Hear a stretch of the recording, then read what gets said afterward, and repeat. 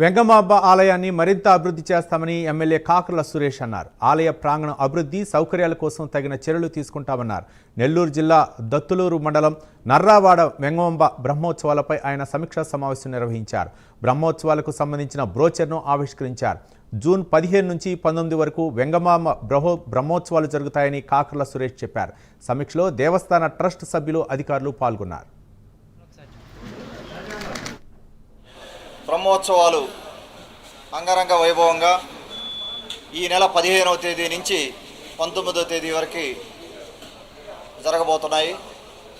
ఉదయగిరి నియోజకవర్గంలోని దొత్తలూరు మండలంలో నరవాడ గ్రామంలో ఈ బ్రహ్మోత్సవాలు జరగబోతూ ఉన్నాయి.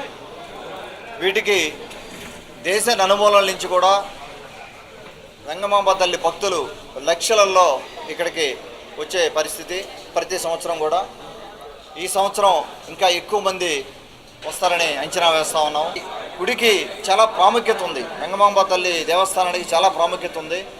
ఈ గుడి ఒకటి, తర్వాత సిద్ధేశ్వర ఆలయం ఒకటి, ఉదయగిరి ఫోర్ట్ ఒకటి, ఈ మూడు కనెక్ట్ చేసుకొని మనం ఒక టూరిజం హబ్ కింద చేయాలని చెప్పి మనం ప్రణాళికలు వేసుకొని ముందుకు వెళ్తూ ఉన్నాం. ఖచ్చితంగా సక్సెస్ అవుతాము. ఒక స్టెప్ అయితే డెఫినెట్గా పడుతుంది 4 ఏళ్లలో. అదొకటి.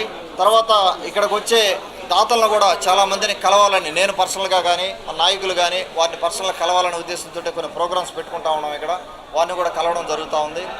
అలాగే మనం గవర్నమెంట్కి ఒక ప్రపోజల్ కూడా ఇవ్వడం జరిగింది. ఇక్కడ ఇన్ఫ్రాస్ట్రక్చరు డెవలప్ చేసుకునే దానికి గాను 6,80,00,000తోటే మనం ప్రపోజల్ ఇవ్వడం జరిగింది. అది కూడా మనకు సుముఖంగా ఉంది. అది కూడా ముందుకెళ్లే పరిస్థితి ఉంది. ఈ బ్రహ్మోత్సవాలు అవగానే వర్క్ స్టార్ట్ చేసుకొని కొంత ముందుకెళ్తాం. అలాగే మన దాతల నుంచి కూడా ఎంతోమంది దాతలు నాకు కూడా కాల్ చేస్తూ ఉన్నారు.